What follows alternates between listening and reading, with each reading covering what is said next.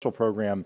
I'd like to understand how what a balanced budget amendment will do for Social Security, a program which you acknowledged will pay full benefits if we do nothing until 2037. So tell me what the balanced budget amendment does to secure Social Security for our retirees.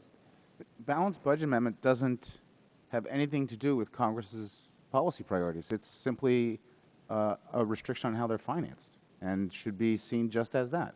And it's 2011, we have a debt to GDP ratio that is dangerously high. We have a proven track record of having a bias toward deficit and debt finance, and a balanced budget amendment would be a palliative against that clear and demonstrated bias. Right, except the funding, I'd like to focus on Social Security though, and the funding stream for Social Security, which you'd acknowledge is the payroll tax, right? Which is the funding stream for Social Security that President Roosevelt put into effect. Provide payroll tax holidays. That no longer appears to be the case. So I'm sorry? It said that used to be true, but since we now have payroll tax holidays on a regular basis, I don't know. It is true, and you and I are in agreement that we shouldn't touch the funding stream for Social Security, and I'm thrilled to hear you say that. I'd like to understand, though, at a time when 50% of American households have no retirement savings, zero, and for close to 40% of American retirees, Social Security's $1,100 a month payment or so is the only income that they receive. How is it that you call into question a system that, by all accounts, is the most successful retirement program, the most successful government program that exists, domestic program that exists? I call into question the desirability of leaving it as it is when it is right now running red ink, when it is right now promising future retirees a benefit cut during their retirement across the board in a mechanical and not well thought out fashion. I would prefer, and this is my only point, that this Congress immediately reform Social Security to be durable over the long term and to not run red ink. That would be my preference. First of all, the Social Security system, as you know, functions now the way that it has functioned from the very beginning, which is workers pay in order to fund the system. And as you point out, there is no red ink. There won't be any shortfall until 2037 no, that's not true. There's if we red do ink nothing. Right now. If we don't do anything, let me just finish. Dr. Holtz-Eakin, let me finish.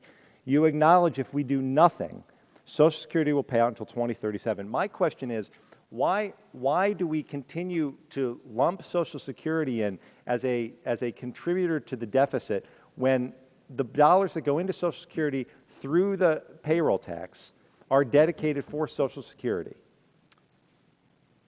It is contributing to the deficit right now. It is in cash flow deficit. It will contribute even more so in the years to come.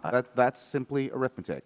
Payroll taxes will not be as large as benefits going out. Right, but but I need to correct you. The dollars, this idea that it's running a deficit when the fact is the Social Security Administration buys bonds just like anyone else buys bonds with the dollars that are paid in.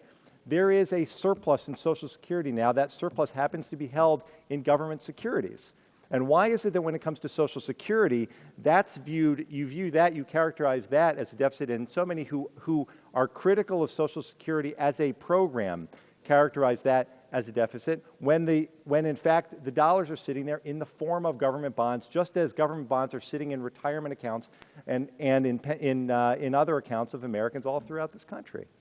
I first and foremost am not a critic of the Social Security program. I'm not arguing for its abolition. I'm desiring to put it on a sound financial footing, number one. Number two, I do include it with the other social safety net programs, Medicare, Medicaid, the forthcoming Affordable Care Act that I don't believe we can afford, because it, like those programs, will force the U.S. Treasury to go into public markets and borrow to make good on the bonds it may have in a trust fund somewhere in West Virginia. But all of those programs are driving the accumulation of federal debt, and they should properly be debated on the same financial terms and let Congress decide priorities. That's it. Well, Social Security, the funding for Social Security, though, it needs to be restated, isn't being paid for with deficit spending. The funding for Social Security comes from the payroll tax.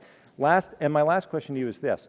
If we're going to be serious about reforming Social Security at a time when, since 1980, 80% of the growth in income has gone to the top 1%, Shouldn't we also be looking at the contribution limits, the payroll tax? Is it appropriate that the tax rate, the Social Security tax rate for someone earning $50,000 a year is 6%, the Social Security tax rate for someone earning $500,000, $1 million a year is less than 1%. And if we're going to be serious about reforming Social Security, why wouldn't we also consider phasing out that cap, paying more out, retaining the system the way that it's always functioned, the progressivity of the system, you pay more in, you get more out? Why wouldn't that be part of this discussion? And aren't we eliminating that discussion if we're going to include Social Security in a balanced budget amendment? Certainly, there is nothing about including putting a balanced budget amendment in that changes the fundamental policy choices you face. So that, number two, there have been lots and lots of Social Security reform plans, partisan nature, take your look, and the cap and the rate are always part of the policy discussion. So I think that remains true today. But mostly, I would say to you, and I would ask that you please be honest with the American people. The reality is that right now, Social Security is running a cash flow deficit. So are the rest of these social Dr. Holtz-Eakin, and my time is up. No, finish. please. Dr. Holtz-Eakin, please, let me finish. A subject matter expert. Mr. Chairman, can I reclaim my time, please? Gentleman's time has expired. It is But without objecting, we'll grant the gentleman an additional minute, and I hope you allow the witness to answer. I will, but I appreciate, listen, I appreciate, Dr. Holtz-Eakin, this exchange, but please don't sit there and lecture me, to be honest with the American people, when Social Security, the honest point that's missing too often from the Social Security debate is that without doing a thing, Social Security will pay full benefits until 2037 if we do nothing. This idea that Social Security is going to be bankrupt tomorrow, that we should scare my constituents, that somehow their payments that they rely upon, those payments are in jeopardy unless we pass a balanced budget amendment, unless we slash benefits to seniors. It's just Would the gentleman yield for a second? I will. I would also point out something that's never pointed out publicly, but that if you read the